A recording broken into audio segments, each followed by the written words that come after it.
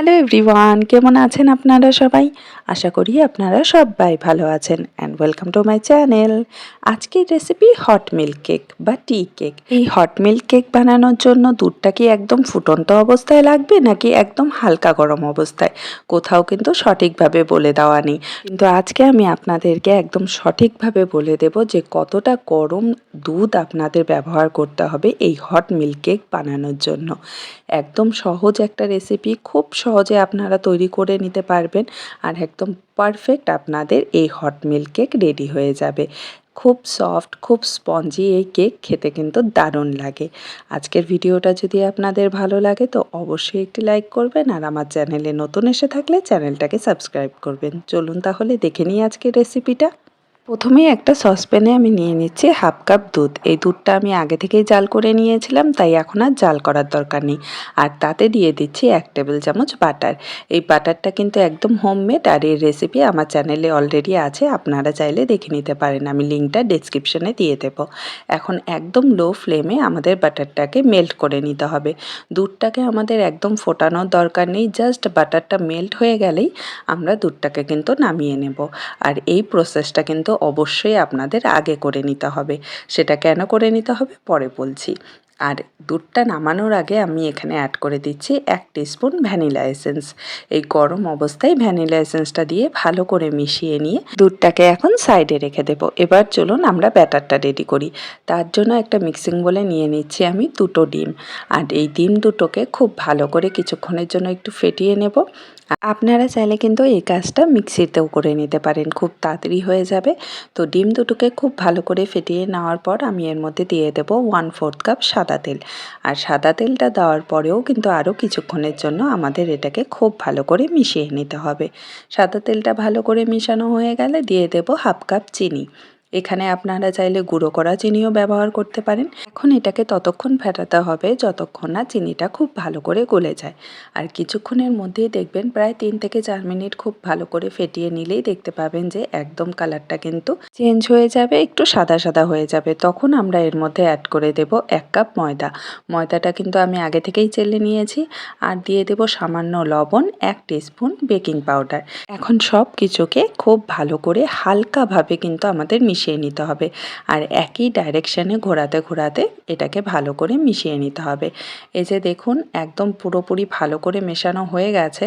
আর ব্যাটারটা কিন্তু এখন অনেকটাই ঘন।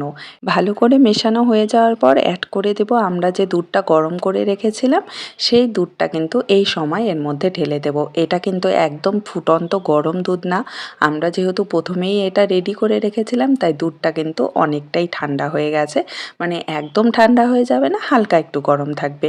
তো এই অবস্থায় কিন্তু দুধটা আমাদের ঢেলে দিতে হবে। এই যে দেখুন আমি দুধটা দিয়ে ব্যাটারটা রেডি করে নিয়েছি আর ব্যাটারটা কিন্তু একটু পাতলা হবে। এখন যে বাটিতে আমি কেকটা বেক করব সেই বাটিতে ব্যাটারটা ঢেলে দিচ্ছি। যে বাটিতে আপনারা কেকটাকে বানাবেন সেটা কিন্তু আগে থেকেই রেডি করে রাখবেন, মানে তেল দিয়ে বাটার পেপার দিয়ে একদম সব কিছু ঠিকঠাক করে রেডি করে রেখে সাথে সাথে কিন্তু ব্যাটারটা ঢেলে দিয়ে আমাদের কিন্তু কেকটা বেক করে নিতে হবে। তো এখানে আমি আগে থেকেই কড়াইটা গরম করে নিয়েছি ঢাকা দিয়ে 10 মিনিটের জন্য লো ফ্লেমে। এখন কেকের বাটিটা বসিয়ে দিয়ে এটাকে ঢাকা দিয়ে আমাদের বেক করতে হবে 40 থেকে 45 মিনিটের জন্য। এর মধ্যেই কেকটা একদম রেডি হয়ে যাবে। এই যে দেখুন 40 মিনিট হয়ে গেছে আর 40 মিনিট পরে আমি ঢাকনাটা তুলে নিচ্ছি। আর দেখে মনে হচ্ছে যে কেকটা একদমই বেক হয়ে গেছে। তাও আমি এখন একটু চেক করে নিচ্ছি, আপনাদের দেখাচ্ছি একটা টুথপিক দিয়ে আমি চেক করে নিচ্ছি যে কেকটা বেক হয়েছে কি না। এই যে দেখুন টুথপিকটা কিন্তু একদম ক্লিন বেরিয়েছে, তার মানে কিন্তু আমাদের কেকটা 40 মিনিটেই রেডি হয়ে গেছে। তো যদি 40 মিনিটে না হয় 45 মিনিটে একদম রেডি হয়ে যাবে। তো এখন এটাকে ঠান্ডা করে নেব। আর এখানে আমি কেকটা ঠান্ডা করে নিয়েছি একদম। আর ঠান্ডা করার পরেই কিন্তু আমাদের এটাকে ডিমোল্ড করতে হবে, তার আগে কিন্তু এটা করা যাবে না। তো আমি এখানে চাকু দিয়ে সাইডগুলো ছাড়িয়ে নিচ্ছি ভালো করে। আর এখন জাস্ট কেকটাকে উল্টে দেবো আর আপনারা দেখতেই পাবেন যে কেকটা কতটা ভালোভাবে কুক হয়েছে। আর নিচে বাটার পেপার ইউজ করাতে কি হয়, কেকটা খুব সহজেই বেরিয়ে আসে, একদম ঝামেলা হয় না। আর এটা তো একদম হোমমেড বাটার পেপার, একটা নর্মাল প্লেন কাগজ দিয়ে আমি বানিয়ে নিই। এই যে দেখুন কেকটা একদম রেডি হয়ে গেছে, একদম পারফেক্টভাবে তৈরি হয়ে গেছে দেখেই মনে হচ্ছে। তো আপনারাও কিন্তু এভাবে খুব সহজে এই কেকটা বানিয়ে নিতে পারেন। আর এই কেকটার টেস্ট কিন্তু দারুণ।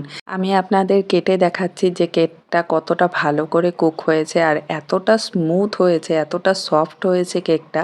আমি যে চাকু দিয়ে কাটলাম আপনারা হয়তো বুঝতেই পারলেন যে কতটা সফট হয়েছে।